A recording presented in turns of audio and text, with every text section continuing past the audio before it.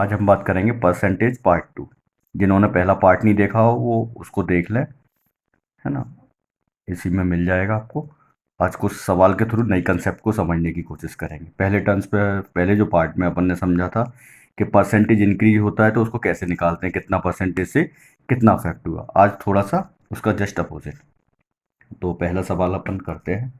If a person earn ₹100, if a person earn ₹100, यदि कोई व्यक्ति 100 रुपये कमाता है डेली, आफ्टर सम टाइम, कुछ समय बाद, आफ्टर सम टाइम कुछ समय बाद,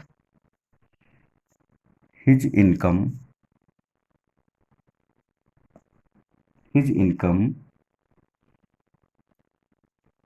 इंक्रीज टू ₹960 डेली। तो उसकी कुछ समय बाद जो उसकी इनकम है वो 960 रुपये रोज हो जाती है।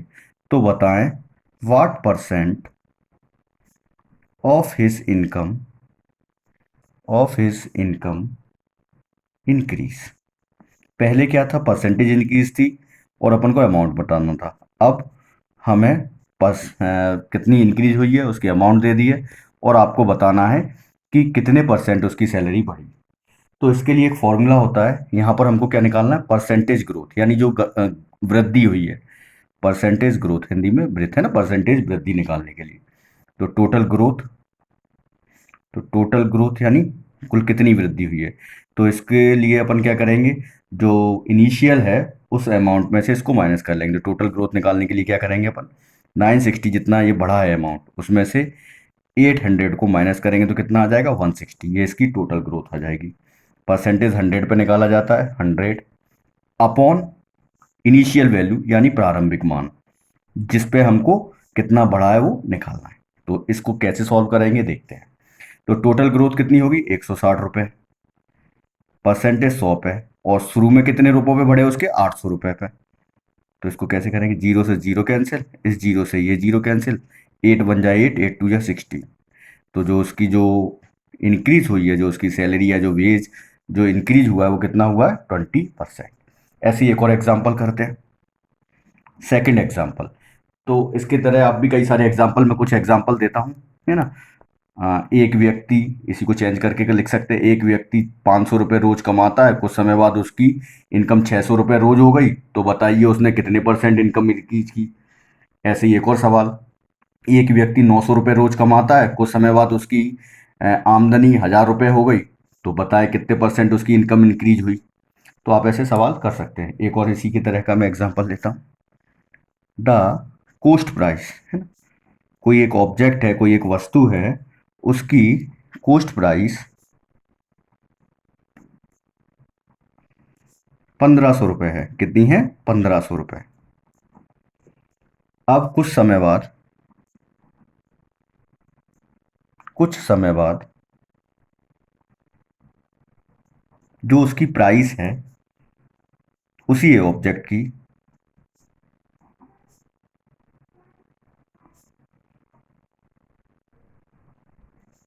उस ऑब्जेक्ट की जो प्राइस है कुछ समय बाद 1800 रुपये हो गई।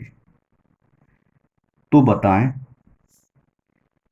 कितनी हो गई, 1800 रुपये। तो बताएं what percentage, what percentage of increase in price, है ना, what percentage increase in price, कितने परसेंट प्राइस उसकी बढ़ी। ये भी सिंपल है, उसी तरह हो जाएगा। तो सबसे पहले हम इसमें क्या करेंगे, टोटल ग्रोथ को निकालेंगे ना। तो टोटल ग्रोथ क्या है, पहले उसकी कितनी थी, 1500, और अब उसकी कितनी हो गई, 1800 रुपये, है ना। ये कितनी हो गई, 1800 रुपये हो गई। तो टोटल ग्रोथ निकालने के लिए 1800 माइनस 1500, तो उसकी कितनी इनकम जो बढ़ गई, वो 300 रुपये बढ़ गई। तो फॉर्मूले में अपन अप्लाई करेंगे जो ऊपर है। तो 300 परसेंटेज 100 पे, और उसकी इनिशियल वैल्यू कितनी थी, 1500। सिंपल, जीरो से जीरो कैंसिल, जीरो से जीरो कैंसिल, ठीक, 15 एकम 15 और 15 दूनी 30। तो कितना परसेंटेज बढ़ा, 20%। ठीक, आ गया होगा समझ में, है ना। इसी तरह अपन ये तो है बढ़ा। अभी कभी कभी इसका अपोजिट यानी कम, है ना, कॉस्ट प्राइस कम हो जाए।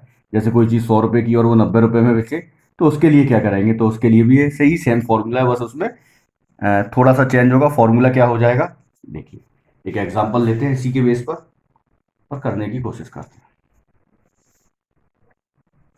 देखिए तीसरा एग्जांपल लेते हैं। एक ट्री पे है ना, 100 पैरट्स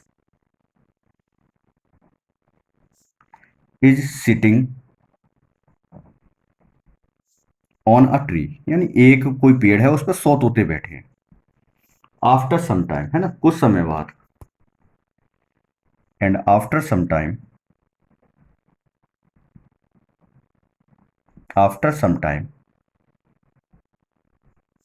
40 पैरेट, अब उस पेड़ पे से 40 जो तोते हैं, 40 parrots flying on another tree, अब 40 जो तोते हैं वो दूसरे पेड़ पर चले गए।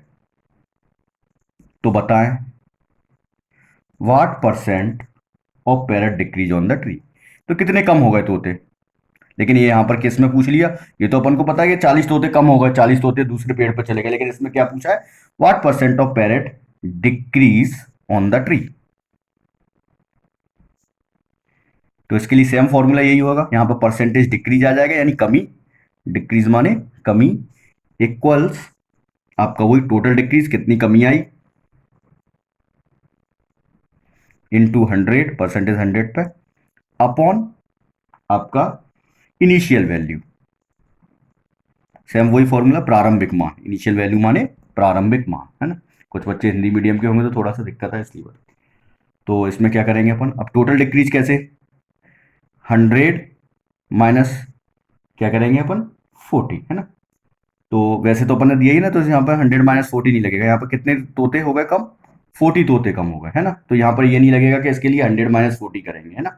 तो यहाँ पर जितना कम हुआ उतना अपन डायरेक्ट लिख देंगे, जैसे वहां पर इंक्रीज होता था, लेकिन वहां पर इंक्रीज को अपन को निकालना पड़ता था, है ना। तो यहाँ पर 40 तोते हैं, क्योंकि यहाँ पर 100 है तो कोई दिक्कत ही नहीं है ना, तो मैंने इसको सिंपल करने के लिए 100 एग्जाम्पल लिया। तो यहाँ पर कितने तोते कम हुए, 40, है ना। तो 40 इंटू 100, और इनिशियल वैल्यू कितनी रहेगी, 100 तोतों पे, है। तो यहां पर ऐसा माइनस करने की जरूरत नहीं है ना। तो 0 से 0 कैंसिल, इस 0 से ये 0 कैंसिल, तो कितना, 40%, ठीक। कब ऐसे ही एक अगला है ना, अगर इसमें वैल्यू परसेंटेज ना देके, अगर वो ऐसे, जैसे एक एग्जांपल करते हैं, एक व्यक्ति, है ना, आप लोग करें, एक व्यक्ति 10 किलोमीटर प्रति घंटे की रफ्तार, चलो इसको करने की कोशिश करते हैं। एक व्यक्ति, यहीं पर एक व्यक्ति 10 किलोमीटर प्रति घंटे की रफ्तार से चल रहा है, कुछ समय बाद उसकी स्पीड 2 किलोमीटर कम हो गई, तो बताएं उसकी जो स्पीड है वो कितने परसेंट कम हो गई। ऐसे ही एक और एग्जांपल, एक एक गाड़ी 60 किलोमीटर प्रति घंटे की रफ्तार से चल रही है, अचानक ब्रेक लगने से उसकी स्पीड 10 किलोमीटर प्रति घंटे की रफ्तार से कम हो गई, तो बताएं उसकी गाड़ी में कितने प्रतिशत की डिक्रीज यानी कमी आई, है ना, गाड़ी की जो स्पीड है उसमें कितने प्रतिशत की कमी आई।